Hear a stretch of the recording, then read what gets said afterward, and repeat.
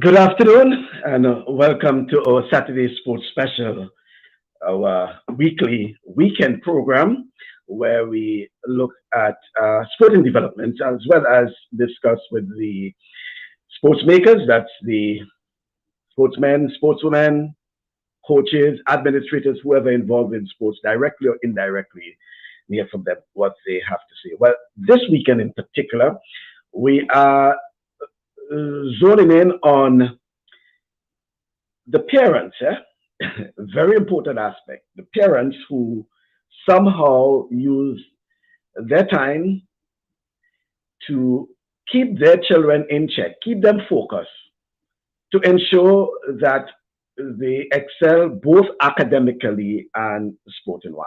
You know, it's a very tall order. We know of many parents who have taken up the dual position of parent and coach, sometimes even more as a teacher themselves. But you know, in these challenging times, it's very important for parents to keep their kids intact. So many challenges, so many distractions, by the way. And how do you use your influence as a parent?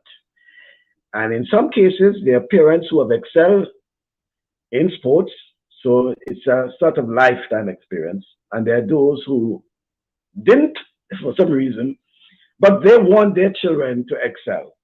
And sports and academics, right? Okay. So whether it's football, whether it's track and field, whether it's basketball, volleyball, cricket, they are swimming is another sport, tennis. There are some parents who always seem to be there with their kids to support them and to ensure that there is that balance. Okay, so we'll be speaking to one or two parents, and as usual, my partner in crime from Toronto, Rudy and Sylvan, will join me so that we can discuss that as well. But very, very important, the responsibilities of some parents, they, double up, and in some instances, triple up, a parent, a coach, a teacher, and so on and so on. And we hope to hear from you as well as to what you suggest, okay? Folks, lots of sports happening as we speak. Around the region, it's a build up to the Curfew Games, okay? By the way, next weekend we should be going down to our preview towards the Curfew Games. And then on Thursday midweek, we should be speaking about women in sports, okay? But there is the GC Foster Classic going on in Jamaica. We have Grenadians who are participating in the GC Foster Classic. There is, of course, there is March Madness, March Madness on. There's cricket. Oh yes, West Indies and England, day 3 of the second test. Yeah, there's cricket in Barbados, Bridgetown, Barbados. Remember the third and final test will move to Grenada, at the cricket stadium in Grenada. And our women cricketers, West Indies women cricketers, should be playing, I think, Pakistan on the Sunday. Yeah, on Sunday. Sunday afternoon, to be exact, they should be playing Pakistan. An opportunity for them to go into the semis. Last game against Bangladesh, it was a thriller, nail-biting. And, of course, Afi Fletcher in the first game back, 3 wickets. Afi was on a roll, and to tell you that. So we do have a lot to talk about, but let me use the opportunity to introduce my friend, as always, Rudy Sylvan in Toronto. Good afternoon to you, Rudy. How you doing, sir? How you doing? I am fine, and I'm glad to have you back. We do have quite a bit to talk about, and Season is the season for joy. yeah. Oh, and by the way, talking about the season, I just forgot to mention there's also the World Indoor Well, in Championship. the games. Yeah, the World Indoors on as well. So, and it's a preview and a prelude to the outdoor championships because we. I am quite impressed with Brianna so far. I am Oh yeah, very, very, very it's an indication. I mean, indication that she something is finished, coming. Yeah. yeah, she finished fifth in the 60 meters, but I was impressed in her starts. One, I mean, she had a powerful start, and it's an indication of what probably she can do at the outdoors. Yeah. There's also Jeremy Richards from Trinidad and Tobago in the 400 meters. Glad to see that he's doubling. He's a 200-meter specialist. He is doubling in the 400 meters for the indoors, and he's looking good. I believe he should be on the podium later on. It's the final of the 400 meters, and Yeah. I am confident that he should be. Once all goes well, he should be on the podium. By the way, it's one of the reasons why I looked at him in the semis, and it's one of the reasons why Kirani James not competed in the Indo. I recall a few, well, 2012, I think we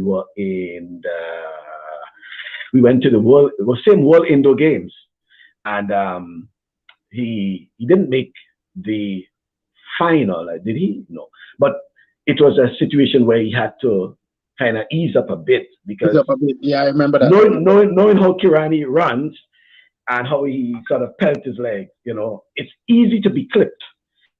And being clipped and the Indo could be a career-ending injury. No, it is. Right? It is very, very much so. Yeah. And Jeremy was almost clipped while running that in the semis. And looking at that, I simply recall that incident with Kirani back then. I'm trying to remember which city we were in, but was it? Oh, we were in Turkey. Yeah, Istanbul indoor games. By the way, we should also remember that our own Aline Francique is a two-time, world indoor 400-meter champion himself. And one of the persons we really missed doing the indoors would have been Braylon Taplin. He's a specialist in the indoor, even though he has never really tasted international glory. At the college level, he was there. He's always there. Yeah, he's always there. He was always there, but he was a specialist for running indoors. Yeah, folks. So as I indicated to start off with, and we should have some folks come in and join us a little later on, but it is certainly a challenge for parents, Rudy, and we know quite a few of them who, as parents, as de facto coaches, and as de facto probably everything, teacher, etc., etc. That balance between being a parent and ensuring that the kids stay focused, really stay focused for being a sportswoman, and also with the academics. Very important, really. No, most definitely it is. It is challenging in so many different ways for a parent and for an athlete as well. In so many different challenges, because depends on the school might require something. The parents may require something, so there's a lot of pressure on kids, but the system designed in a way that it can help. I always love to see parents involved to a certain level. Some parents get too involved, and I just, when we get there, I think in certain ways, but I love seeing parents involved in the kids' career, but to a certain level, especially if that athlete or that have a coach, allow the coach to be a coach and you be a parent. And so sometimes the conflict become an issue, but I am quite impressed with seeing a lot of parents getting involved. For somehow get involved and having her grade 4 run a 400 in a 4x4, and she's running with the child the whole race.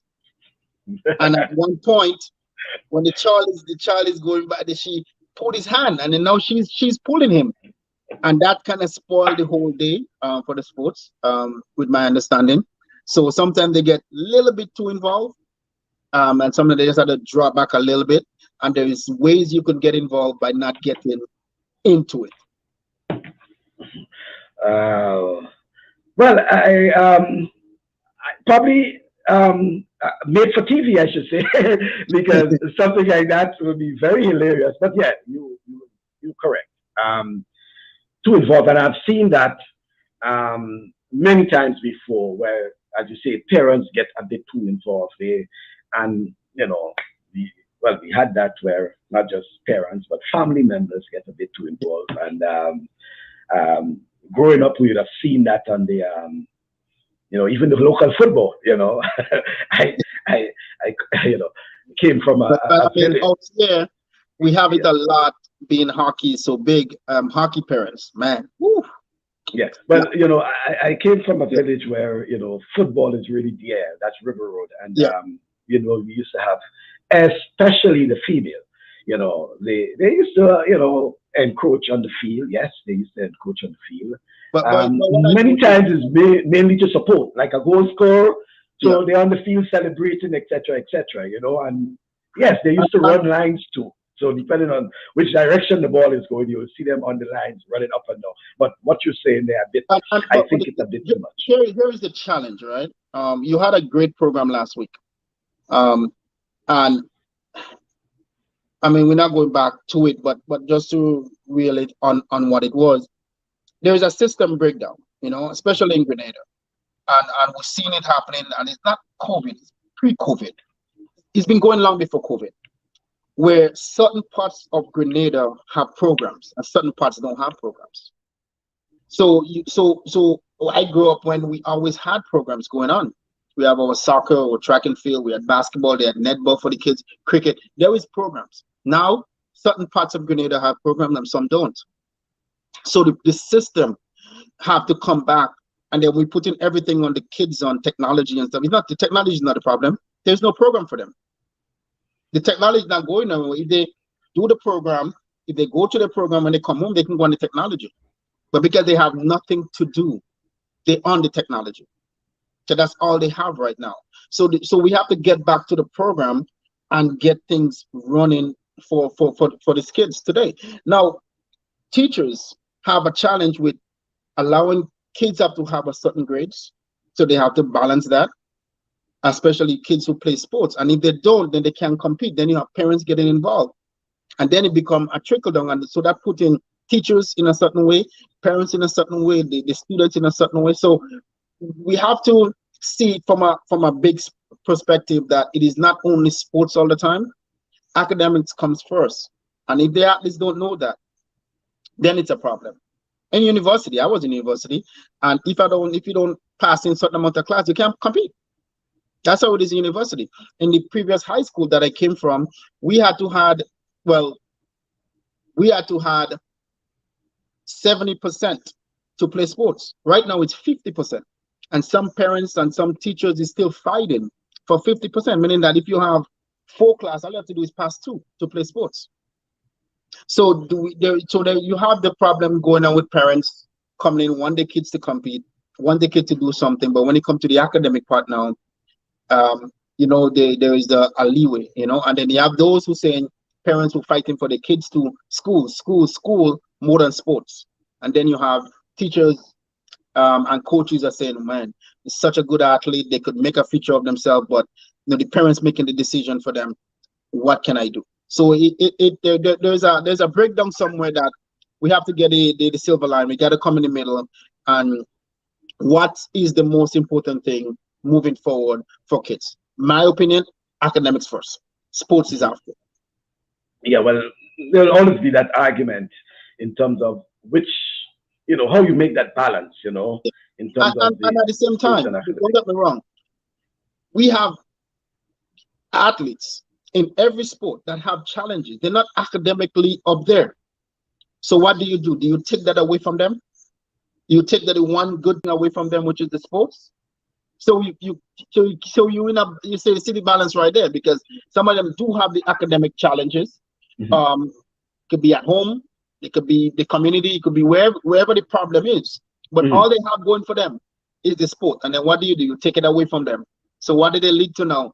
They go to the streets, they go stray. So we have to have the balance there and try to find Yeah. the silver line on how to By, balance it. by the way, when I say academics too, I think sometimes we sort of, mix things up a bit because it's not just because there are kids, for example, Yeah, who have the technical skills, yeah. the technical know-how. Okay, um, whether it's auto mechanic, for example, Yeah. it's a Plumbing, it's a they have it. profession. Yeah, It's a career. yeah. They're very skilled when it Very skilled. comes to the technical aspects of things. And it's so amazing that you say that because one of my biggest thing that I've been trying to figure out, even with the academic aspect in the Caribbean or just Grenada, is that I find, as me personally find, they are pushing these kids to do so much subjects now. 10 subjects, 12 subjects. How many subjects they're doing? And sometimes they just need to do one because they are good at that. And then I mean I have my own plan in terms of how the education system should be based on the time that we're living in today. I think there should be a full change in Grenada and maybe in the Caribbean as a whole. There are kids who are very talented and very smart in one subject or maybe two. They may not be good in science, but they are pretty good in mathematics and English. So when so you have to find the strength and use that instead of using the other things where they are weak. And that's where one of the problems too, because we don't have the teachers today who is looking into that. They only say that if you don't pass, you don't pass. You don't pass. You don't pass your science. You don't pass this. You don't pass. But they're not looking at where that kid is strong, where that it is strong. And like you said, they can make stuff. They have builders in Grenada who don't have an education, and they can build a house. Some of them may not even be able to read, but they can build a house. Mhm. Because they know the plan. They can do welding. They can do auto. They can do everything. They can do it. They don't have the education, but they can do it. That's what they're strengthening. Let us work that way where they're strong and try to bring them down in their weak area. Work with Mhm. what they have. So Yeah, like but some parents, like you mentioned, they play sport before. Does not mhm. mean that your child is going to be an athlete. So you don't push them in playing sports that they don't want to. One of the things as a coach out here, when a parent come to me, I ask the question, do your child want to do it? Yes. Okay. So they want to do it. And out here is not like in the Caribbean. They have to pay out here, right? Because the system, you have to pay for it. And I'm saying so now the Mhm. athlete want to do it. So when they don't show up, you have to tell them they wanted to do it. So you pay for it. So they better go there. So there's a difference when you push them, they're gonna say, I didn't want to play sport, and you push me. Allow them to be themselves. Let them say yes. Let them say no, I don't want to do it. I have my girls. I have my girl. I have twin girls. They play sports when they want to. They want to. They don't. They don't. I don't push them because Mhm. I'm an athlete. I played soccer and I was very good. I was a very good soccer player. Very good. I was even get called up on the Canadian junior team. I was very good. But soccer wasn't my thing. I was track and field. But I'm not going to push them to play any sport that unless Mhm. they say I want to do it. Right. Um, well, yes, and certainly I understand that because I know of parents who would have excelled in, let's say, for example, basketball, Yeah. and their kids in probably tennis, swimming.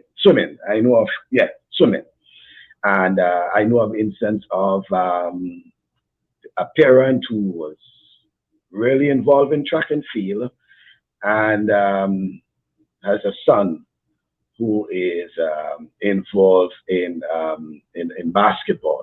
You know, so as you say, you do not necessarily have to push them, but what you need to do is to support them. The support that is important. Good afternoon to you, Simone. And she says that incident was way overboard. The mother should not have been allowed on the field. Period. And she's referring to that in St. Patrick. Let's say for now it was a passionate parent. And Alana John is saying sometimes when it comes to academic and grades, there are times when parents have to get involved.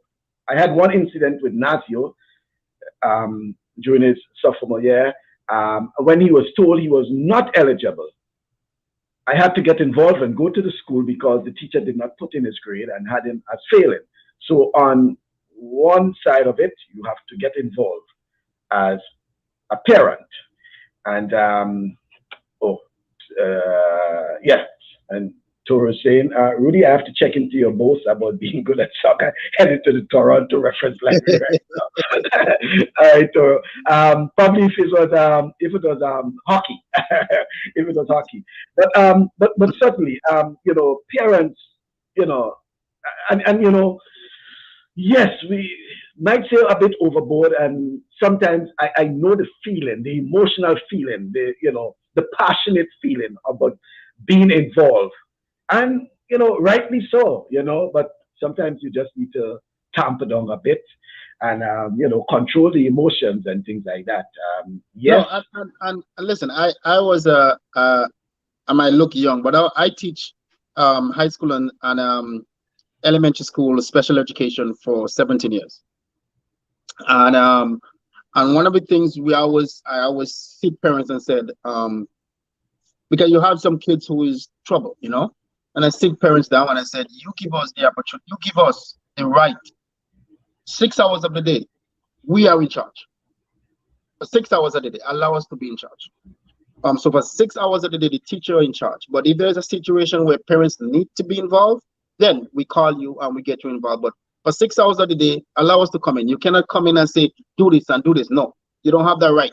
And based on how the system is, the government don't even give the parents that right of the day. They can come in and say, do this and say, do that. No. Because as long as the child is in school, they sort of belong to the school for 6 hours of the day. Because if anything go wrong to the child, then you flying up and going crazy as a parent. Saying it's your responsibility.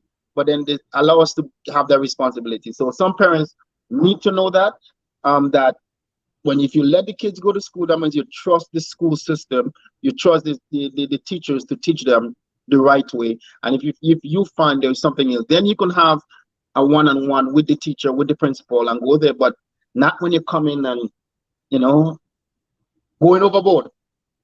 There's a time and place for everything, and that's one of the things that have to change today. um, again, I want to use a bit posh. I want to use the word passionate. Yeah, they just need to, temper the excitement and things like that. So, but but on the other hand, there are kids, for example, who very much support the support from their parents, and it's important for them too, you know, Yeah. having the support, knowing that their parents are there for them. I was looking at this feature on CBS, what morning it was, with this basketballers, one in the NBA and the other one in college. Okay, and they were speaking. The brothers, they were actually speaking about the support they have had from their parents, both mother and father, right? Um, and by the way, the mother, who is very passionate about her son's involvement in basketball, was a former track and field athlete. The father, though, is a basketball coach. Okay, yeah, he's a basketball coach. But the mother seems to be the one who, as the son was saying, when he's playing basketball, he he's hearing his mother. She's on the sideline, and especially when defense, this sort of thing, and things like that. Surprisingly, the mother is comes from track and field, but it's just that the parent instinct of getting involved, being there for them, and No, that's it. And there are some kids who despite this, they don't they don't. like it. Yeah, Yeah, they don't they don't. really like They it. don't. Yeah, They find yeah, the parents getting too involved. yeah, For some yeah. of them, they'll say, "Mom is embarrassing me," and things like that. But it's a But support, you also got to look at it too in an instant. Have you have parents who, for example, gymnastics? Gymnastics is a very expensive sport, and yeah, I mean, and when parents get involved, you have to understand why. Mhm. Because they're paying so much money for gymnastics, and when they need to go somewhere, they get a schedule saying your child needs to be here at this time for this meet. So you are responsible for hotels, traveling, flights, whatever it is. That's on the parent. I've seen it in soccer. I've seen it in track and field. If they're going out of, depends on where they have to go. So when a parent get involved, yeah, you can't get upset because you asking them to travel, you asking them to spend extra money, and do all this other little things that they need to come there. The passion have to be there now. So parents do get involved more passionately because they are putting the time also is invested. Not like some parents drop them off and they go do what they want to do and come back. I also have that too, right? Parents just drop them off, they go shopping, come back, pick them up. They're not involved. But them those who is involved. So when that passionate that you're talking about flare up in them, you can't get upset because they are in it as well as deep as the athlete is competing or training because they are there 24 hours with them. So when you see them have that passionate, you got to understand. Yeah, well, it's it's like that, and we do agree. And again, I don't think any of the sporting disciplines are exempted from that. You will find parents, but what we do want, and I want to hear what you think about it. Despite that isolated incident of this passionate parent in St. Patrick, whether or not we find that parents are, the lack of support from parents in Grenada. I mean, and I'm saying that incident that you referred to, and I don't want to say incident, but that example of a passionate parent, and probably I just may give have you been going another a bit one too just far. before I go on. Some Mhm. people on the show going to realize that. My mother actually was telling me that one, and she was saying that she was at a sport meet, and the kid is running, and the mom saying, "Come here, come here." And what did the child do? He run right to his mother. And when the child coming to his mother, no, go back, go back. What do you want the child to do? So now the child just stand up now. So you kind of have you Well, kind of have that. what she But probably should have done is go to the finish we have line. to we have to look at things from two factors. And I always use my mother as an example. Always do. Very supportive. Just as many other parents. But my mother had to work, and I understand that personally. I personally understand that. And if you don't work, there is no food on the table. But there is some very important meets, championship. Even when I went to the Olympics, she was with me all the way through my training process. Um, and she are there. So my mother was there in the important things.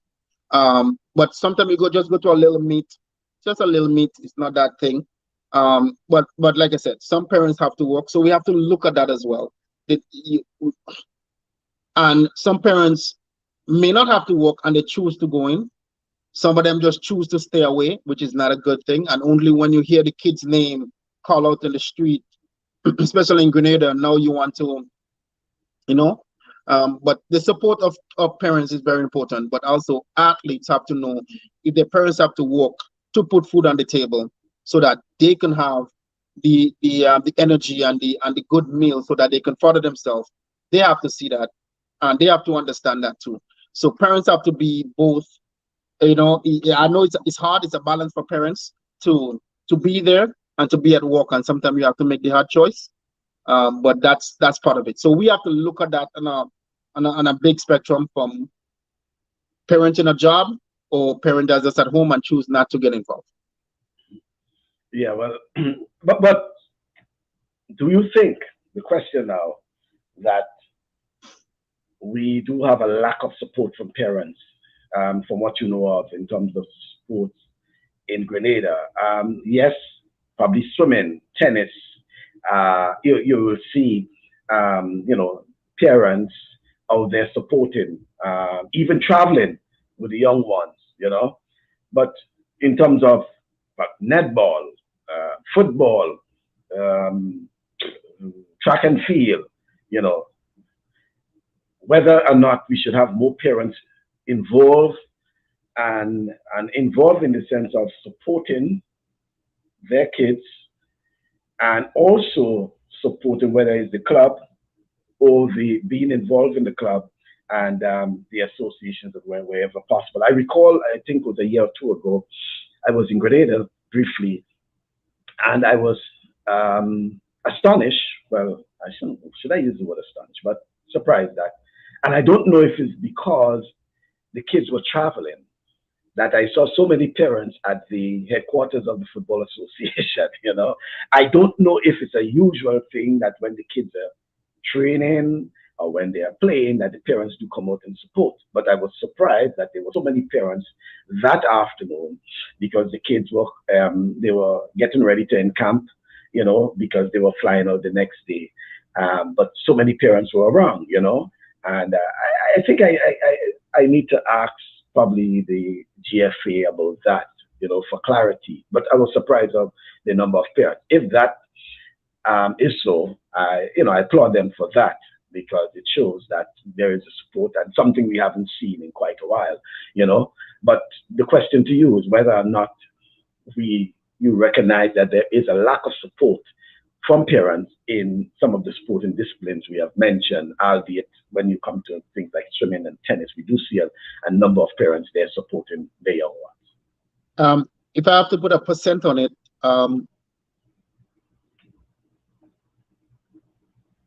it's a it's a hard one, and I won't say it's a hard one because I'm looking at it based on age. Because if a younger child, maybe under 10, you're going to see a lot of parents involved at training, or even at the sport meet. See a lot of parents involved because of the age of that individual. But I think when they reach a certain age, you tend to see less parents because the parents most see them as more independent to come home. If it's in the park or if it's just down the street, they see them as being more independent. Mm. So that's why it's a balance here. I want to say it's a 60-40 or a 50-50. All depends on the age. Because I have seen parents involved, but maybe not as much in the training aspect. But in terms of competition wise, I've seen a lot of parents always support the children, especially now. And why now? Because there is nothing else. There is nothing else. When it's a sport meet, you find everyone come out. When it's a soccer game, the whole village is out there. When there is netball, everyone come out and support and watch because they need somewhere to go. So maybe that's the reason, because there is nothing else. They are there. If life was more busier and there is more things happening, probably not. But because there is not much happening in some of these areas, some of these villages, you find a lot of parents come out and support a lot more than if there was something else. Well, so it's a balance. It's hard to say yes, it's hard to say no. But I say based on the age, little children, the parents always is there to support their little children. But when they get to a certain age, maybe 15, 16, they can go for themselves and come back. Those kind of things, you tend to find them not as much. Okay, well, one parent I know who, very much support the young ones, I should say, is Fernando John, because and I'm saying that because probably last week around now, so Fernando was in Grenada, okay, and he was there with Nazio. And this weekend he is somewhere with Nazio again for competition. Okay, let me join. Fernando should be joining me remotely because I think he's trying to get some connection. Good afternoon to you, Fernando. Afternoon to everyone out there. Sylvan, what's up, buddy? I am good, man. It's good to see you. Good to see you. All right, good to see you guys too. Right, and the point you were making, and you came in at that point, is the support. How important it is for the support of parents for their kids, and it's a debate on a topic, rightly so too, because you have to do that balancing act of being a parent, being a coach, being a mentor, being everything Oh, to the young ones at yes. the same time. How Correct. challenging is that? How challenging is that? Man, that is extremely challenging because I was very uncoachable. I thought I knew it all. Mm, And it's like now I understand all the hell I give my coaches because now it's like I have to be the big brother, the parent, the dad, the uncle, the counselor, and everything in one, and is making sure that the athletes on the right path and balance their social life because everyone has a social life, their academics, which is first and foremost most important, right. and still make time to actually get the training done and compete. It's extremely challenging, extremely challenging. Well, and I said challenging too because there is also the distraction. Okay, technology plays a very important role in that. So, yes, how discipline is the child to ensure that there is X amount of time for himself or herself in terms of social life, being on the computer, being the games, whatever it is like that. So technology, etc., etc., and then X amount of time for the academics as well as X amount of time for training and and competition too. I mean, it's just a few days ago, for example, you returned from Grenada, but here you are now having to get to Kansas, you know, for for for competition. Yeah, that's the thing. It's tough because, like you said, a few Thursday I was in Grenada, Mhm. so we got back to Texas Thursday night and Friday morning. We got to drive back to Kansas because Nazio is actually competing in the meet right now in the background. I had to run to the car to come and make sure I can make this show. So it's tough, but a lot of the things that we have to emphasize, and I want to emphasize on the kids, making time for themselves in terms of being disciplined, like you mentioned. They will be disciplined enough to sometimes do the schoolwork, but one of the things they do neglect is sleep because they're gonna practice and then stay up late at night studying if they're disciplined enough. And you have to emphasize you cannot do that. You need your rest. That's when your body gets replenish itself. And most kids they think discipline is getting it all done, but at what cost?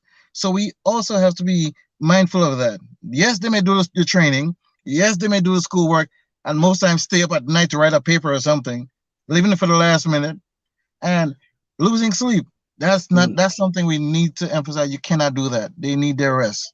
Okay, I have a little joke for you. Your friend Carl Frederick is saying, yes, Richard is still trying to coach you. And I guess as much you said that you were uncoachable at the time. So he's As you saying, mentioned, that Rich is amazing. That was my high school coach. I mean, a right. tremendous coach, and he is still in this day. He plays a big part in my life in this till this day. We Mhm. speak regularly, and that was a lot of years ago. Years ago, You right. know, so that's the importance of a coach play in an athlete's life. Is that Mhm. decades after we still communicate, and he still gives his advice and his input and still tells me, "Oh, you need to eat right," and all. He's still being a coach after Mhm. 30 plus years. So Right. that's just amazing that the role that coaches play. And Yes. Carl needs to come on and start helping me coach. He needs to come back and start helping me coach. Yeah. Tremendous, tremendous friend. While you're on that, talk about the experience, of Nazio competing home, probably for the first time, at well, when I say the first time in terms of the national championship, National you champion. know, and most likely being rightly so a member of the Carifta team for the Carifta Games Okay. because we know because of the COVID, etc.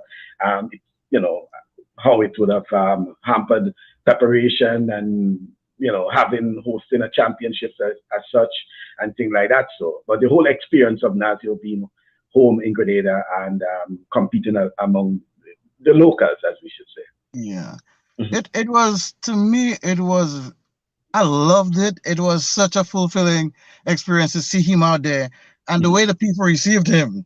Right. It is second to none. He competed there in Whitson Ties in 2019, I believe. But the national champs, which was character trials, it was Right. Mhm. tremendous to see him out there, and even the athletes, his other, who he's competing against. The way Mhm. they all took him in, the people received him well, and it it it actually touched my heart to see the love that he got from the public from Grenada. I really enjoyed that. And like I said, there's nothing greater than knowing that I competed there before, Mhm. and he's coming back and he's pretty much picking up not where I left off, but he's actually doing it now too. It Mhm. is, I've been to so many different countries with him, all over the US with him. And this one was actually the best experience I had as a coach, Mhm. seeing him representing his people. And it's like he told me that it's like I just want to do good for the people. I just want to make the people see that I'm Grenadian. I was like, we know you're Grenadian, but he just wanted the people to understand that he loves representing his country, Mhm. and he just want to make them happy, and hopefully they see it as him trying to make them happy when he represents, because he represents them, he runs for them. Mhm. And what sort of experience again in terms of with the coaches being receptive? I mean, you know, if you have to advise some of the local coaches, I mean, one of the things that we noticed, for example, so many clubs in, I mean, I was going through the results when I saw some of the clubs. Okay, I wasn't Yeah. um, knowledgeable about these clubs, but so many clubs. What would you advise if you have to? Coaches and then My the club. my advice is to the coaches, the athletes, everyone involved, especially the coaches. It is not about us. We had our time. We are done. We are here to guide and facilitate the young athletes. Put all our egos aside. It, it doesn't matter to say, oh, my team is the best. We should make sure all Grenadian athletes reach their full potential. I've been to a little training session in Tantine. We got 4 clubs right there. 4 clubs training in one park. Tell me we can't be coached where we come together and put together one super team, or one team that will actually enhance the talent that we have. It's ridiculous. And I see it over and over. Perfect example, we have a team like in Houston, Greater Houston, the entire Houston representing one team. And there we have in St. George's alone, we have 10 clubs. That's ridiculous. And you may have 2 guys on that team or one good leg. The other one have one. And this one have one. And we all competing against each other right there. If we put the 4 best athletes from that region, I'm pretty sure we could break the national record in the 4x1 and 4x4 if we only to do that. But I don't know if the coaches feel like they want to protect their brand, or they want to showcase their brand. Is that they forget why they coaches in the first place? It is not about us. I could care less. People talk about me. I want to talk about Nazio, Akil Francis, Serena Richards, all the young athletes, Jaden Phillips. These are the ones I wanted to talk about. Who cares about Fernando? He's done. You know what I'm saying? So my advice to the coaches: let's put the athletes first. Mhm. First and foremost, we are coaching because we see the need to guide these young athletes. Let's put them first and make sure that we give them the best of our knowledge and give them everything so they can reach their full potential, go back up there. Hopefully, when they're out there, they make it big. If they don't, well, they tried. But at Mhm. least we should give them the opportunity to do so. And I don't see any reason in us having within 25 people in one club, and you have 100 athletes and we have 10 coaches, we can make one team. Whether we have to do it based on ability, based on age groups, whatever, but let's come together. We are too small to be trying to have 15 clubs competing in the track meet. And when you look at the results, you check the points, each club may have 20 points. They win one race and they come third or fourth in the other. So I personally wouldn't want to go come third when I could put together a solid team and go break the national record. Right. Which, let's go down in history. Give the kids, because the talent is there, and we keep emphasizing every year the talent is there, but we are not facilitating the kids. Mhm. We simply not. Right. Uh, I want you to develop on that too. And Rudy, I want you to come on to talk about that because I know it's something we have spoken about before. But let me hear. Simon is saying, I was at the stadium last week and I met Nazio and was rather impressed with his performance. Mr. John displayed all emotions of a proud father and coach. Cheers to you, Fernando. Thank you, Um, thank you. yeah, Rudy, it's something we have spoken about before regarding so many clubs and so many coaches and what is perceived to be something about ego, and I am a coach, and I am doing this, and I am doing that, rather than the interests of the athletes that you're coaching. No, it's so funny you said that, Nazir, you speaking is it's like the words coming out of my mouth because Okay. exactly I said the same thing, but not necessarily for Grenada because I don't know much of the track and field clubs in that region, right? In St. George's area, um, but out here, Ottawa, with the capital, they have two clubs, and for many years they only had one. And when they come down, they can't be stopped. They cannot. They win every single year, every single category, every time. Can they come down with 100 plus? They Okay. come down with two buses, three buses, right? And it's the Yeah. same thing happening here. We say, why can't Toronto have one team? Well, why not? Yeah, and Toronto divided in so many different areas. Why can't we have different areas? North York are their own. Scarborough, why can they not have their own? Because it's ego. We have an athlete out here who was a phenom. She was a phenom from grade 9. A phenom.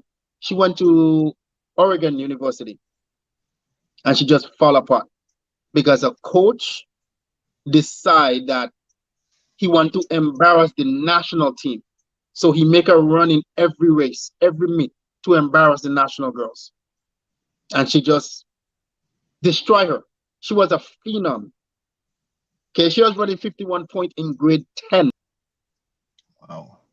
Okay, 51 point in grade 10. She was a phenom.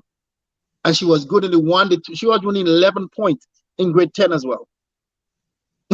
You understand? And then she's nothing now because they let her go from Oregon. Then she went to LSU, and then nothing happened there. And then she's done because she's time passed. But it's just that ego that some coaches have. And just as you put it, it's not necessarily always about breaking a national record, but it's about training partners. It's about Eh, having good training partners because then you may have that one athlete training on your own is not always good. It's not always good for the female. It will help the females, but it wouldn't help the male because the female now is going to be running after him. I want to catch him. So the female is walking, but the male is not doing anything for him because he have nobody beside him. So he just out there. So it's the training partners that's very important, and putting a team together is more for training aspect. That even though they want to keep their own club, but they should be able to come together and say, "Hey, can we? What's your program? What's your program? Let us train together Mhm. and make it better for the athletes because in the end, it's about them. It's not about us. Mhm. It's But never but about us. I've but. been I've been to the top. I've been like they said. I've been to the mountaintop. I've been to the Olympics, and that's the Mhm. farthest track and field goes. I've been there, but it's not about that. I had my turn. Let us get Fernand, someone else there. Let us get another athlete there. And how do we do it? We have to work together. Yes, we may be able mhm. to go to the stadium, having our own clubs. I understand that that's what they want, but train together. And it's not always that if I ask you your program or ask an athlete, hey, can they do something or ask them a question, they feel you want to take their athletes. And we don't want to take your athletes. You just want to ask a question or give them some advice. They don't want to take the advice. And then in the end, the kids are doing the wrong thing. They're probably overtraining, overworking, overdoing everything because why you think you know everything. And it's listen, I ask questions. I had my athlete. She's number one triple jumper in Canada. But I had an issue and I couldn't fix it. So what I do, I ask another coach. It's not about me. And this one parent came up to me and said, Rudy, I applaud you because I have never seen another coach who does that. I said, it's not about me because I've been working on this issue that I can't fix it. And he looked at it and he said, try this, do this, and then it get fixed. It's not about me. So in Mhm. the end, we have to think like that. And if we do that, we can be better sportsmen, better coaches, better athletes, and a better Grenada team moving forward in the future. Fernando. yes, sir. Mhm. I mean, he is just he's absolutely right because I've been there and I've reached out to certain coaches and very few was receptive of me being there and me trying to work with them. Lee Coffey is one I commend him. He was Mhm. one who was welcome. I learned a lot from him by me being there. Just the way we spoke and he taught me certain things and how he implement his program. I mean, I hope to be working with him going forward. Wayne Maxwell has always been one of my mentors that from ever since when he coached me, and now he's actually giving me some of his coach, helping me be a better coach. And there is no reason why we cannot come together. We have 10 coaches in the country and we have 100 kids. You could designate them to a particular group. Say, this is your group. You work with them until they no longer running, until they move on to university, whatever it is. But keep those teams together, like you said, training partners. One of the reasons why Nazio has been so successful in his running is because he had training partners. Yeah. People who is on his level are faster, some slower, but he had on any given day he may have 3 or 4 partners together with him. And not only that, it helps him because they hold each other accountable. Mhm. Because at the time, if one is lacking, and I say y'all got extras to do, they're gonna pull up on him because guess what? They don't want to be running extra. So they're gonna hold each other accountable so everyone is held to a certain standard. And Mhm. everyone needs to perform at to their best potential. And that's what training together does for you. It, Mhm. it, it Well, really does help. well, track and field don't seem to be the only problem child there because I think in football they had a similar issue where they, the thing about being I'm the coach and I am in charge and I am this and I am that. And again, we're saying that there's nothing wrong being a coach, but sometimes you have to, put the athletes or your constituents, as I normally would say, ahead of you and your ego and whatever it is, and But what we you see. mentioned something in the Mhm. beginning. I think we Um, just lost. Yeah, we just yeah, lost him. He'll probably probably not. be But back. you Yeah. mentioned something in the beginning, in terms of education or even academics. And academics don't only fall on kids in school, but you go for coaches too. And because I have my coaching levels, I mean I'm a better coach. No, it's not. And that's the mindset. And we need to come out from that. Mhm. I know, and a lot of times it's the athlete, it's not the coaching. Because you can coach a kid with some of the best things, and they don't always. We believe, looking at basketball, we believe that Phil Jackson was one of the greatest coach that ever coached. But Michael Jordan didn't always win.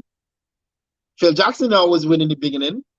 Mhm. And they are phenomenal coaches. In soccer, there are some phenomenal coaches out there, but the team don't win all the time.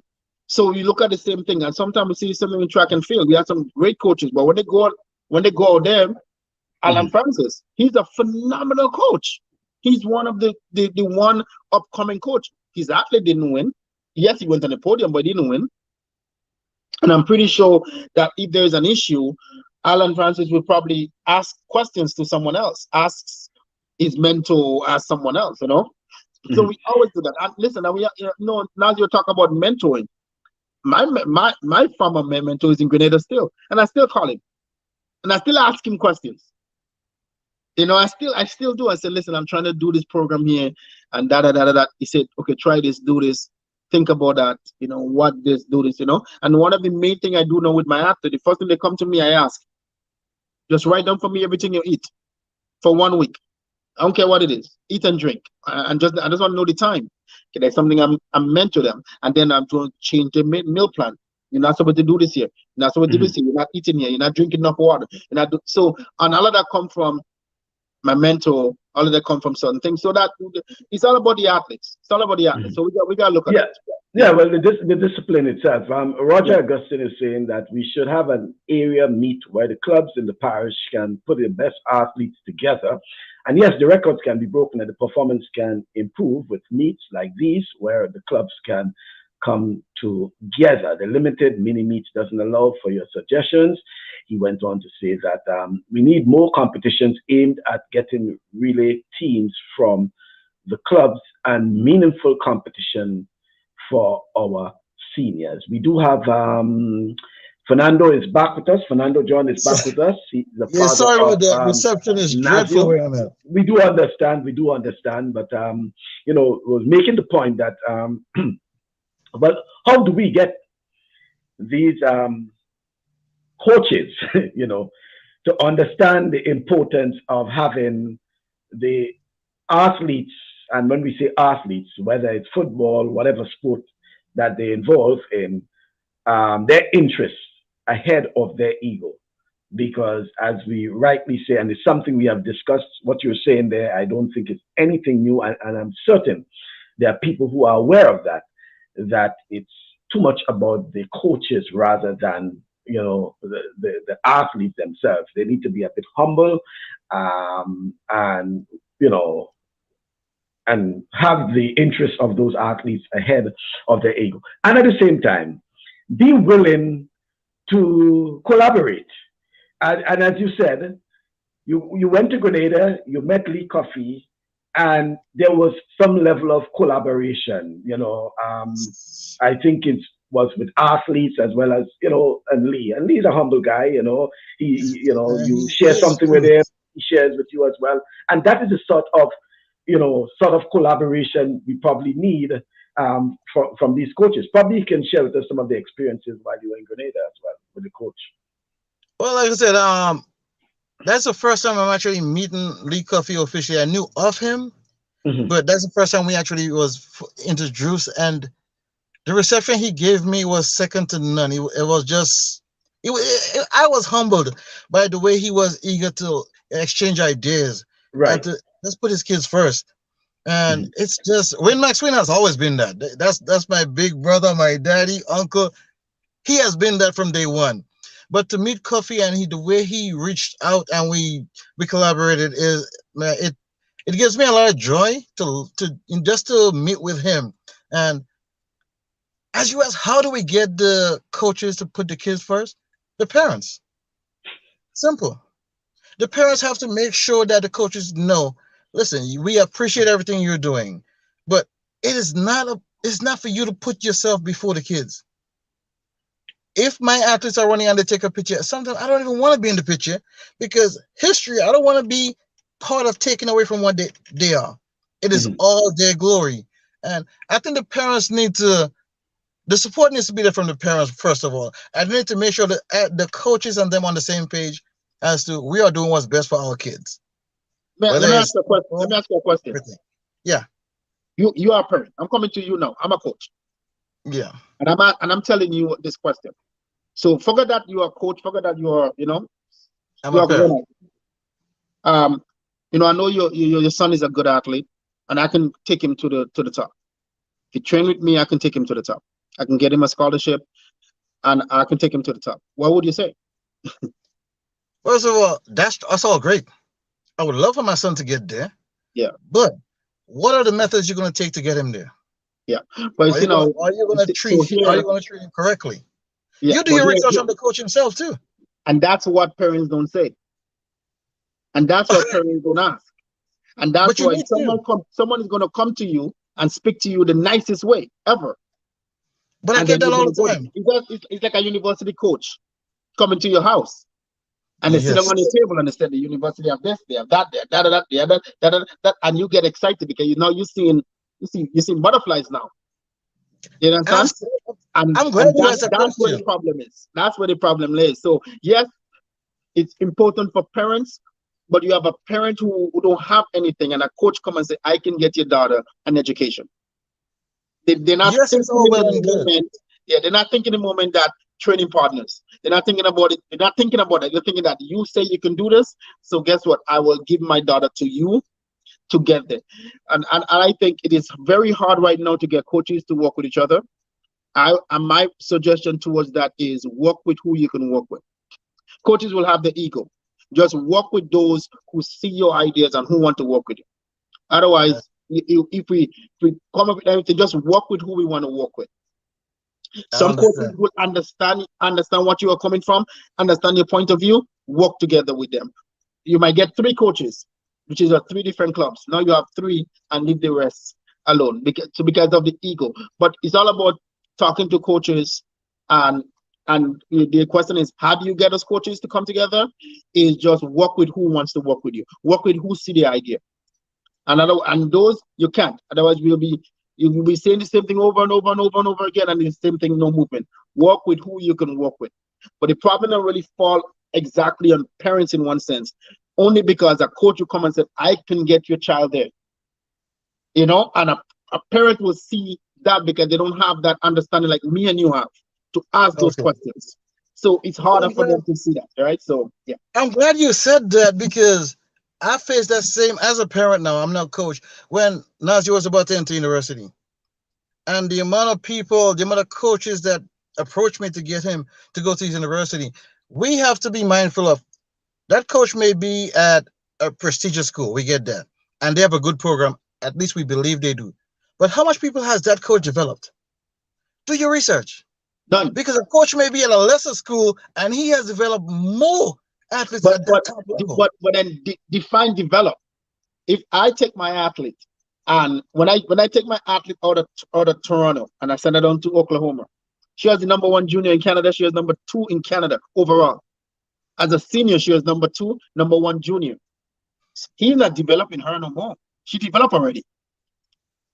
So Yes, you're not but getting an again, athlete that you exactly. develop already. You are expanding. So what I do, I look for a program that is based on the program she has already. But people don't do that. Most people look at Because the D1 schools they look and they for say, D1 oh, schools, it's they look for yeah. perfect example is USC, LSU, Ohio State. And they're like, oh, my kid's going to go there.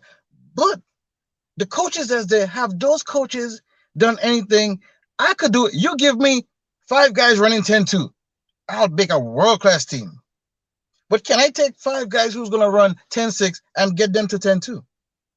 That's the question we need to ask. But sometimes we get all caught up in the hype as the D1 schools or the big name programs, and not knowing that the coaches are there, they are just maintaining what someone else have done. And that's why you have a lot of athletes and soccer players and football players and a lot of athletes go to school on two sides, both on our academics aspect and both on our athletics aspect, and they go to those big name schools because of the name of the school, and you never hear about them again. Never. They You get never hear lost about them again. because a lot of people cannot fund. Some kids need more development transition into the next level. So And some maybe schools, going to a some JUCO. programs is very hard.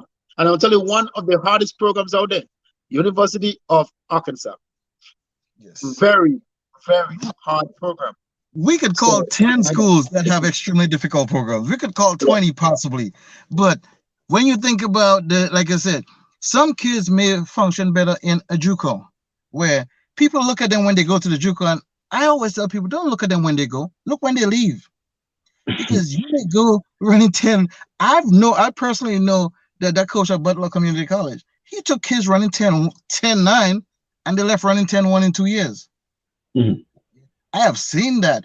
I have seen the development with other coaches where people may pass on a kid and say he's not that good. And then he went to this coach, and this coach made him look like a superstar. Not made him look, he just actually showed his true talent by helping him fix a few things. So we see that so often, and as you see people fall through the cracks because they get caught up in the big hype of being in the big name schools. That is not But then the necessarily issue also the comes best. on what do you want? Do you want academics or you want athletics career? Yes, some people want both, but if you notice now, there's more kids going professional.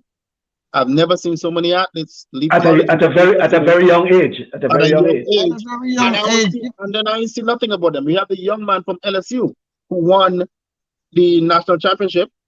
He signed pro, and no, I heard nothing about him, and he was a junior. So we just have a lot of these athletes and them out there that too is either the academics they there for, or you're there for to a career. And if it's a career, they tend to go to that big school that Yeah. has, athletes that have done something to win a national championship and all this stuff they want to do. But then in the end, it's a team, right? This track and field is a team. Soccer is a track and field is individual, I may say. Soccer, a team. Hockey, a team. Basketball, netball, they are teams. Track and field is individual sport unless you Individuals. get to a relay team, right? Yeah. So My thing is this: it's called student athlete first and student first, and you're always a student first. Always No a matter what, student, you're a yeah. student. yeah, And going back to my old high school coach, if you're not passing your classes, you're yeah, not on the track. Yeah, and I run You're it. in tutoring. Yeah, stick that point there because I think it was on a recent program I was speaking about the instance with ISA, for example, who ISA in Jamaica, they run secondary schools sports, whether it's track and field, whether it's basketball, football, whatever. Secondary School Sports, ISA, they call it. Inter-Secondary Schools Association, whatever association, ISA, right? And to participate in the ISA sanctioned sporting events like the Boys and Girls Champs. I recall it was in 2015. We were on but then IWF is not World Athletics. We were on an IWF tour around the region, including the United States. So we were moving, a few of us as regional journalists at the time. And we were in Jamaica for Boys and Girls Champs as well. And we met with the ISA officials, and they were telling us at that time that part of the requirements to participate in the ISA championships is you have to have certain grades. Your grades must be at a certain level. So that particular year, there were at least two athletes I can recall, one in the 100 meters and the other was in a field event, who actually were missing the Boys and Girls Champs because of failing grades. And you know, and I thought about it too, and I said, you know, holy cow, you know, that is serious business in Jamaica. No wonder, because they said that they want to ensure that, and at a time too, you know, that when an athlete excel at the Boys and Girls Champ, he is a show seller. You know, any coach who wants that athlete can get the athlete. Then, you know, you don't have to worry about grades, whatever, because it means that everything is intact. You know, the grades are at the level that this athlete is ready for shipment, as they will say. You know, in today's time we're living in, I'll disagree with that. Today. And that was 6 years ago, right? That was 6 years ago. Today, I'll disagree. I think it may, to some extent, be still, you know, because we had this conversation. Tell me why you disagree with that. Let me go back to that. We had a conversation in Jamaica. The top sprinters in Jamaica never win champs. Never did. They are top in the world today. Never did. Now, I'm not saying that now. When I go back now, I'm putting on the teacher's hat now. There's a lot of students, athletes, who they are not academically up there for whatever reason it is. Some of them may have a special needs in them. Special need doesn't mean talking, limping. It doesn't mean in a wheelchair. It doesn't mean that. They could have some sort of they could have a learning disability. They might have an issue with that, but all they have for them is sport, which is what we have the exception in our program today in high school here in Ontario. The exception for some of those athletes, because they are identified as have a special needs in that sense. So they go to a special class, or they're doing a special test and those kind of things like that. But they are academic, so they don't want to take away that from them. That's what the system is now. I don't want to take away sports from them because they have an academic downfall. Now, and that's why you find a lot of kids go to the JUCO or the Division 2 and Division because of academics. Not all, but some of them because of academics. But you highlighted that, right? Just hold that real quick. You highlighted that, but there's also a program to facilitate helping them. That needs also to be in place. Some people may have a disability in learning, but the program to help them needs to be in place. But at the same time, the program is identified like an IEP. So that program may not be able to, so that program may not be able to get them into a university only because of that special program they are going into. So they wouldn't be able to go into a university right away. They might have to go to a college first, and then when they go to college, they still may have to do a lower grade of courses. So maybe a 2-year college might just end up becoming a 4-year college now for them. Yes. So they never want to keep anybody back because of that.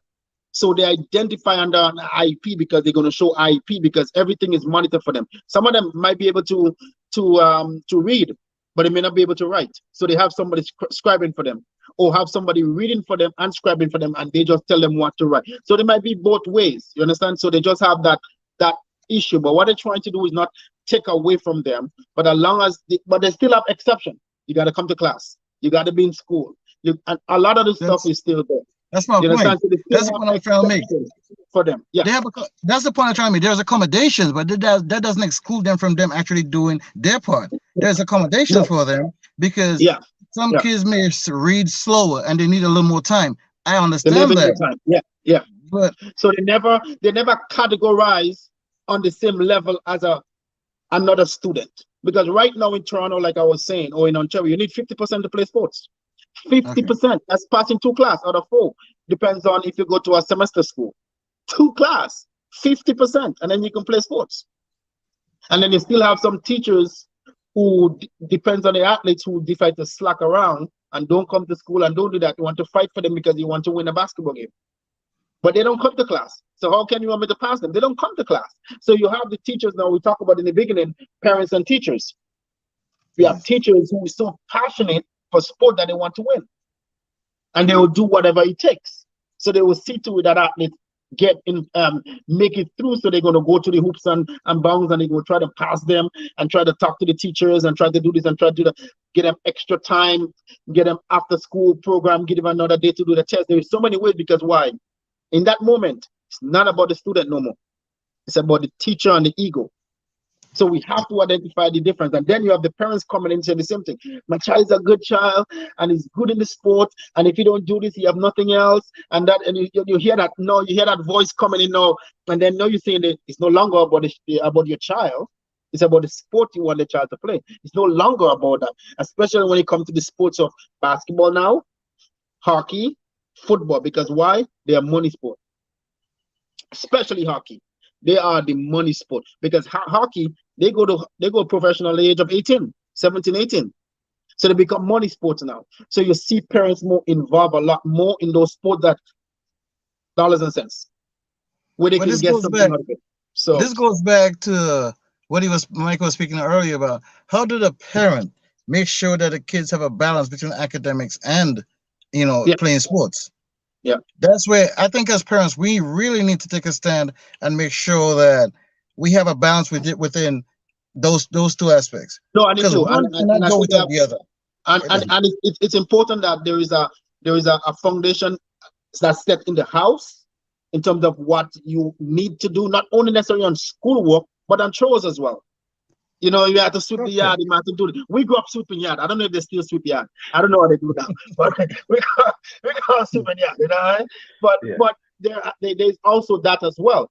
You understand? So there is also, students also have to understand there is a balance in certain things. So you have to understand that. And in school, guess what? You gotta come to school. You gotta be on time. You gotta get your grades. But at least one teacher that taught me when I went to the same high school, because I was teaching at the same high school when I came back, he once said, he said, I will never fail a child.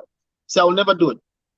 If the child come to school every day, if they ask questions, if they do their homework, even if the homework is wrong, I will never fail them because they try.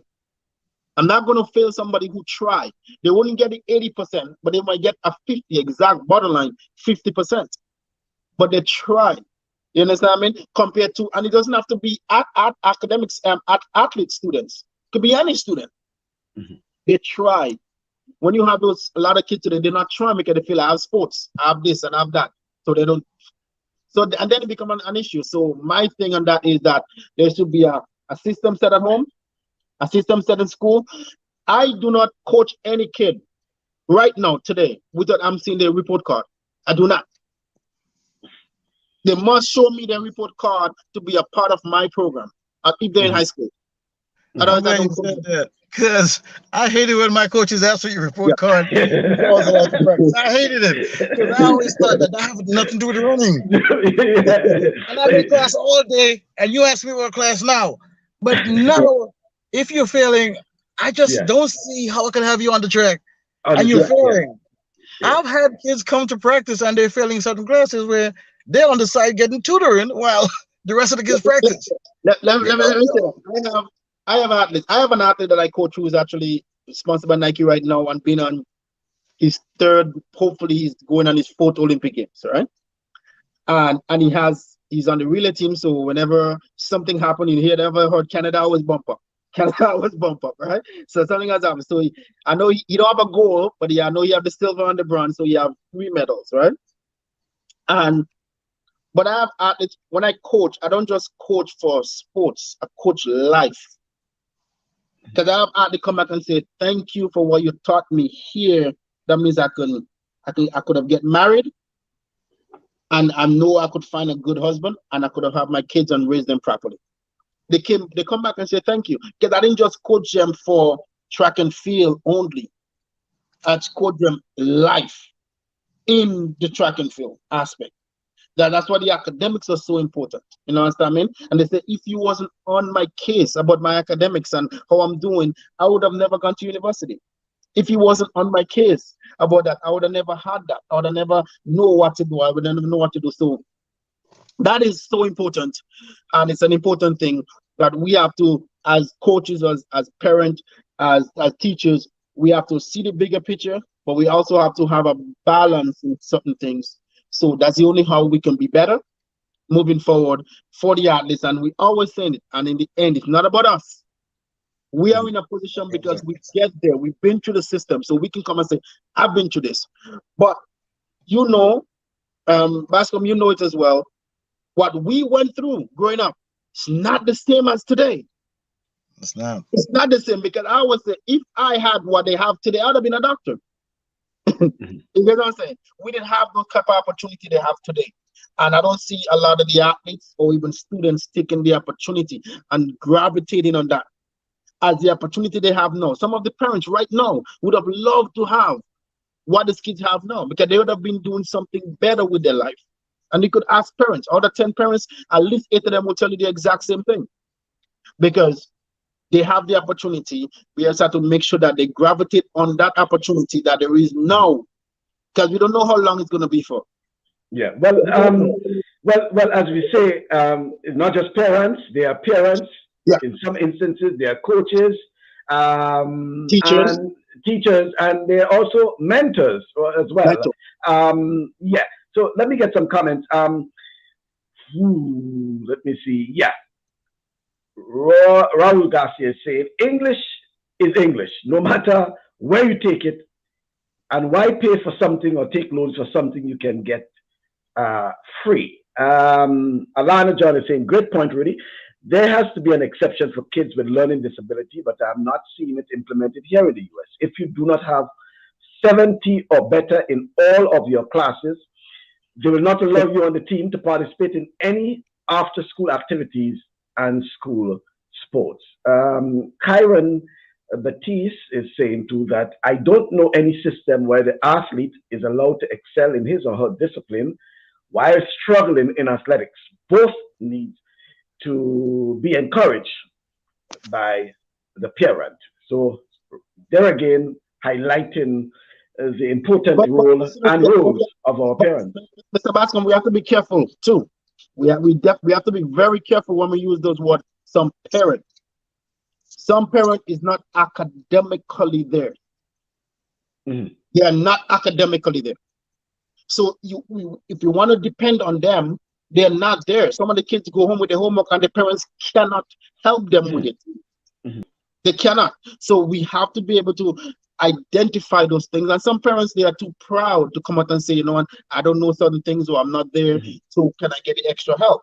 So they have to do that too. So some of these kids will go home and they have no help. So anything they do on the paper is just foolishness. Or they don't do nothing at all.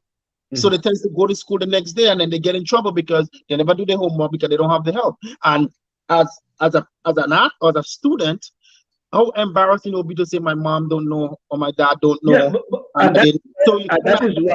that Yeah, is why yeah, it is important that the parents put the interests of the kids first. Because if you put in the interest of your kids first, you will ensure that the You kid get the help they need. gets the yeah, assistance that is yeah, needed. yeah, So Yes. whether you can do it, whether an aunt, an uncle, or a friend can do it, you will get the assistance. So it's all yeah, about putting the interest, and it goes back to even the coach putting the interest of our athlete first. So it yeah, means that if you are a specialist in, let's say, the sprint, But in your club, you have athletes who are strong in probably the field events. Why not get the assistance from a specialist in the field, in the throws, for example? You know, and it's all about putting the interest of those we are in charge of first rather than your own. Okay, so a proud mother or father will ensure that they put the interest of the kids, first. Certainly, cause so really, you could. I have reached out to Rudy for help on certain things I just couldn't figure it out, and other coaches. So Mhm. it's all about, like you said, no parent should put the kid's future of someone in the hands that don't mean well for them. Yep. Bottom line, and we just need to. I really want to emphasize on that. Parents, make sure that whoever you leave your kids with and to guide them, they mean well for their kids, because not all coaches do, not all teachers do, but we have to be mindful of that. So more than ever, I think parents just need to play the biggest role in the kids' development while working alongside with the coaches and other teachers who to ensure that the kids get the best opportunity that they possibly can. Yeah, I think that is the big takeaway there. Ensuring, and working together, collaborating as well. There's nothing wrong in inquiring, having Nothing. finding out what is happening, and being involved to some extent. I mean, we started the program with Rudy giving us the example of, as I said, a passionate parent, you know, being directly involved. I mean, probably overzealous and a bit too much involved, but there's nothing wrong in parents being involved, inquiring, being inquisitive, as they will say, but it's just a matter of showing the interest. And to some extent, I think some kids do appreciate that if the parents are involved, if the parents are inquiring, then the serious kids, the disciplined ones, the ones who understand, what it means, will also appreciate that if mom and dad, they are inquiring, they are finding out, they are asking questions, then they know what they have to do. Correct. They know what they have to do. Let me see. Simone is saying the club my boys attend here offer free lessons for athletes struggling with academics. Might be something other clubs could also do. Maybe a parent in the club has the ability to impart knowledge and give extra lessons on the weekends. It reminds me also of Fontenoy Football Club. Some years ago, Mr. Ram Folks, for example, had this system where he brought people in. Could you imagine Ram Folks? And he was on the program, I think, last week. And he said, and he continuously said, listen, I never attended secondary school. He said, I never attended secondary school, but that doesn't mean that I will deny the opportunity for others to get an education.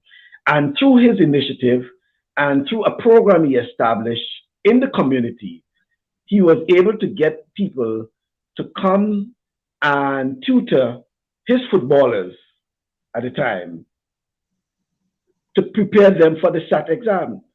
And 80 to 90% of the players on the Fontenoy Football Club at that time went on to university and acquired degrees, bachelor's and sometimes master degrees. And there are instances where I think I know of two who acquired two master's degrees, right?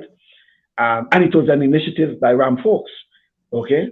And it's all about him giving these kids the opportunity. And as he said, I never had the opportunity to attend a secondary school, but that doesn't mean to say that I will deny those. And he got folks to come in, well, coincidentally as Ram Folks, he got people to come in and tutor, those kids, and they were able to sit the SAT and get into colleges and acquire degrees. I'm talking about 80 to 90% of the players on the team. Therefore, after they finish playing football, which is basically amateur in Grenada in any event, they had something that they at least can rely on. There's one who I know is a manager at American Airlines, you know, in the US. He's a manager of American Airlines in the US, and he came through that same program. So yes, you're making that point, and I know Kyron Batiste, who is on our he's on our program listening, and he's given some comments. He will say similarly in sports like basketball, for example. I've known of so many of our former basketball players who came through the system in Grenada and went on, like Karen himself, went on to colleges and universities, and and doing good. So I think there are also examples, out there. Whether it's Joel Phillip, whether it's there is Hazel Buckles, who Hazel and formerly Hazel and Regis, so many of those who would have gone through various systems, Ashton whether it's track Henry, and field, whether it's basketball, yeah, very much so, whether it's football. basketball, various sporting, and then we have those in football, well, in the US, North America, they say soccer, okay, that are, working their way through. So I think we have situations where we can show our youngsters vivid examples of those who would have gone through, who would have probably started at zero, started with nothing, started nowhere, but got to somewhere, folks. So let me see. Yeah, so that's some of the comments we have had there. Folks, as we get ready to wrap up, certainly, Fernando, I know you're in Kansas, and then you have to head back to San Head Antonio back to San on, Antonio. on the road. You will be on the road for a few hours, well. But how is Nazio? He's competing later on, right? Nazir actually is competing in like 10 minutes. I keep looking around because he runs at 140, which is just about 10 minutes. I Yeah. see So him you getting you will ready. get ready to go there. I'll You get will to get here. I'll see yeah him in a little, but he's yeah. doing good. He's just like he's on a high right now, being coming back from Grenada Mhm. and receiving so much love. He's on a high right now. He's just excited about competing. He's actually harassing me about coming back for the Winston Tides games, Mhm. which he wants to go back there. So we have to put that in the plans. And it's like he's just excited about the fact that he got to be home for his people and represent his people, run for them, and hopefully give them some kind of a joy. And I look forward to see what he's going to do. And this season should be good. It should Yeah. really be good Well, this and we season. do look forward for character games in Jamaica in the next few weeks as well. Okay, Probably about 2 to 3 weeks time, we should have like the three character weeks. games. That's about three Yeah, weeks. Yeah. yeah, and things like that. Yeah, it's the weekend of the 9th, I think, somewhere The around there. weekend of the 16th to the 18th of July Oh, of April. Easter weekend, yeah, It's that's the it. weekend. Yeah. So in about 3 weeks time, yeah. Thank you very much. And Rudy, final word for you from Toronto. Is it Yeah, no, no, by the most way, definitely. It was a very by good the- conversation today. And just piggybacking what I said in the beginning, going back to last week conversation. I think we have a system breakdown in Grenada. It's not, Mhm, and for us to get this back, we have to fix the system, and mhm, especially with our young people, we have a system breakdown with our young people. Um, and I love my country, but when I see the fighting and the police and all these things in them and the killing, it mhm, touched my heart. But we mhm, have a system breakdown, and not only in the home but in the community. Like I said, we don't have the clubs and stuff like we used to have growing up, mhm, and we always keep saying the kids don't want to do this, they don't want to do it because of technology and so forth, but they have no programs for them. mhm, If there was programs for them, the parents, I'm pretty sure, will get them into those programs. But there is nothing for them to do but go home and get on their smart device. mhm, So it's not the fault of them. It's just the system just failing them. And I would like to see my country do that. I mhm. I give my prime minister 8 out of 9 on his speech. It is a very good speech, but he's in charge of the youths. Mhm. That's his job. He's in charge of young people. He's in charge of youths, and the youths are failing in Grenada. Mhm. The But youth why are would you failing. commend? Why would you commend on a speech when you just said there's no program? So I could just go and give a speech and I'd be commended, but there's no Yeah, program to follow back after the speech. Why would you commend no that? program. I'm curious. But you can't. Why would you commend someone for giving a speech? So he's a good speaker. We get that. More power No, to no, no. you. But I'm just But you're talking not about implementing. on the surrounding. I'm talking on the surrounding and other things, and Personally, then I and then wouldn't and care then to and give the him certain things, any right? comment. I wouldn't care to give any compliment on a speech when there's no program to back the speech up. That's I'm just more fact. than no, So no, I no. could be the smallest stalker. I have listened to him on several occasions, but I'm saying that was one of the best I have heard him because he only spoke about Grenada, spoke about the Ukraine, he spoke about and that was good because it's hard that's going out there, and it's tough for the people of Ukraine. So that's why I'm giving that aspect about it. But when it comes, I'm saying We he's in still the talk charge of about speech. young I people, disagree. and then there is issues in Grenada with the youths that is Mhm. happening because he make a comment about it, but he not saying I need to do better. Mhm. You know, Well, then, why? My question to you is simply this: why commend someone who is just giving a speech with no works behind the speech? Well, That's what I want to probably know. Fernando probably is just commending the speech, but not the I'm commending the substance. speech. I'm not commending the work. I'm commending the speech. Also, you comment. Also, all I have to do is be a good speaker. Yeah, I no, can't- no, no, no. I'm commending. He's not a good speaker either, but I'm commending that speech. You know what I mean? That I one will leave that one alone. of all that he has done, it has been a negative to me. But that is one Okay, of the best I've ever seen from him, ever been in power, ever. understood. Because Understood. it wasn't always settling on the thing in Grenada. He actually speak up somewhere else, and I give him comment for that. So that's what I'm Gotcha. giving to. But I'm criticizing the aspect about he's in charge of the young people of Grenada, and he made a comment concerning the youths of Grenada and what's happening. But yet you're not saying I need to do better. That is, I'm the minister of Totally youth. understand. I'm Now the I get minister you. of that. So we need to do better. And then for the country to move forward. So that's why I'm saying there's a system. We always want to blame parents sometimes and say this and that with parents. But the way Grenada set up now, Grenada set up as a lot of us, as a lot of parents depending on the government. A lot of parents getting that support from the government. A lot of parents depending on how the government move, right? So if we don't have that support there in the system, then there's a failure at home, there's a failure in school, there's a failure in the community, there's a failure in every aspect of the country. And that's where the failure coming on down too, because we're seeing that as you seeing it, the young people today don't have no respect like it used to be in the old days. Right? So that is just what it is now. And then there's no longer when a parent is going to go to a school and cuss instead of trying to hear what that child did. And remember, your neighbors can't beat you no more. Like we grew up where anybody can just beat us, for doing something wrong. You can't do that no more. So it All just right. that what I'm saying. There's a failure breakdown on everything. There's a system breakdown, and for us to move forward in Grenada, we have to fix that aspect about it. And one of the main thing is bringing back the community organization they used to have when I used to grow up. I know we're not asking to play the moral or the Mhm. marble, do those things, but I'm asking for is that community organization that they used to have.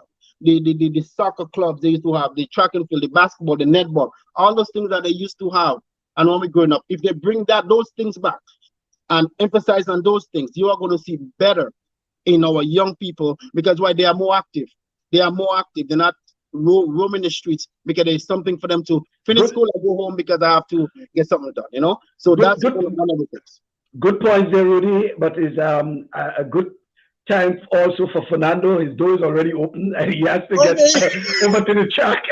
So Don't worry, man. Don't But worry. I was, Listen. But I was I no, no, want no. to But thank. I would call him while he's driving and Yeah. tell him and have a All right. Oh, conversation But about that. We'll have I a want talk to. for Yeah. sure. welcome. We'll talk about that. Yeah. Man, you have my number. Thank you, Fernando. Thank you very much. Right.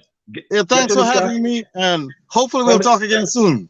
yes, all the best. No All problem. right. Have a good day. All right, same to you.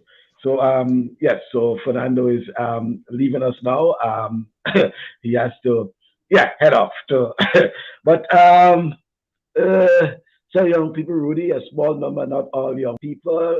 Your Torontorian is saying that some young people, Rudy, a small number, not all young people. Most young people are good at not roaming the streets of Grenada.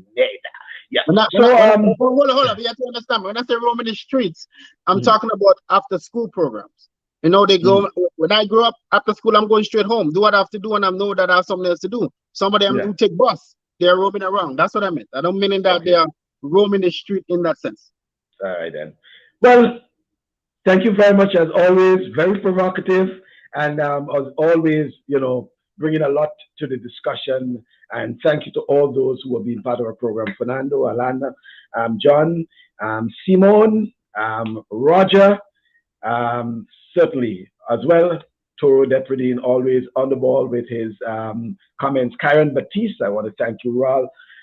Garcia as well, and all those who would have made some comments, Carl Frederick and others, on the program this afternoon. Good topic. Hopefully, on next Saturday, we should be talking Junior Carifta Games or a preview to the Junior Carifta Games. We should have some officials to discuss more about the preparations in Jamaica for the Junior Carifta Games. It seems as if things should be hot in Kingston this Easter. And with the go ahead, it appears that, should be kicking. Around this time, so next week I think we should have some cricket in Grenada as well. The test match should be on Yes, that should be on. in Yeah. in St. George's, so it should be party like in Grenada next weekend. Yeah. And so the Britons, the blokes, as we say, should be awash in Grenada. Someone told me that they on a particular day, I think they have uh, two Virgin flights will be on the ground around at the same time. And remember, it's the end of the series, so most of the folks who Enter the series, so yeah, most of the folks will be there. Yeah. will be leaving Grenada Yeah. for back to the UK. So things should be great. And the West Indies Cricket Board, well, the Cricket West Indies rather, issued a release where I think they got permission from the Grenada government, just like Barbados. So once folks are vaccinated, you can go. You don't need to do, the negative or positive test. I think once you're vaccinated, you're allowed to go. So they're expecting full house at Yeah. the Yeah. cricket But stadium. those who are vaccinated, Yeah. Yeah, So those yeah, who are vaccinated. Yeah. yeah. So So, folks, thank you very much for being a part of our program as usual. I want to thank you. Enjoy the weekend.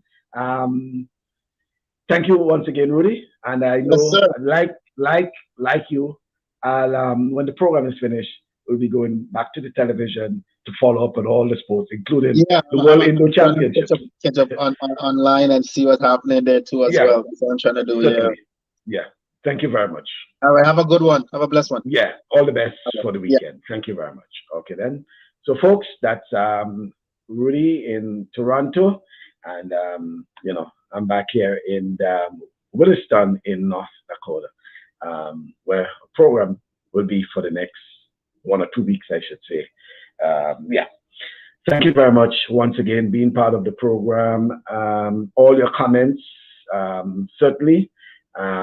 Yeah, Toro, I don't think so. We win in Barbados yet, meaning if we get a draw and win. So same thing for West Indies these days. I got the impression you know English. I didn't know you were West Indies.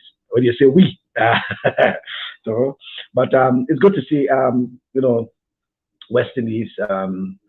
When they do good, we have to continue to support West Indies. I always support West Indies. Win or draw, win or lose, I support West Indies. The women, they're doing pretty good, and good to see that, as I indicated in the start of the program, Afi Fletcher is back to where she left off, I should say. She's back where she left off and doing pretty well. Thank you very much once again, folks.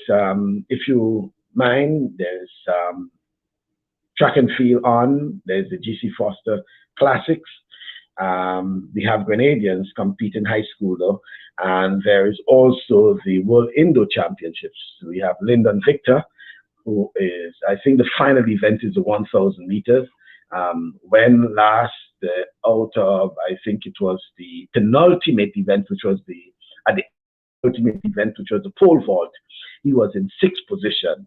the final event of the 7 events in the HEP will be the 1,000 meters. Yeah, 1,000 meters in that, although it's 1,500. Yeah, 1,000 meters. Hopefully, it's a tall task to be on the podium from that position. And there is World Indoor Championships on later on with Lyndon Victor has indicated he's a lone Grenadian competitor in action. And all the cricket is continuing in Barbados, the test match and others. Thank you very much for being on the program. All the best. I want to wish you all the weekend and continuing to support sports. Support, however, whether it's local, whether it's regional, whether it's international. Thank you very much. Enjoy the week.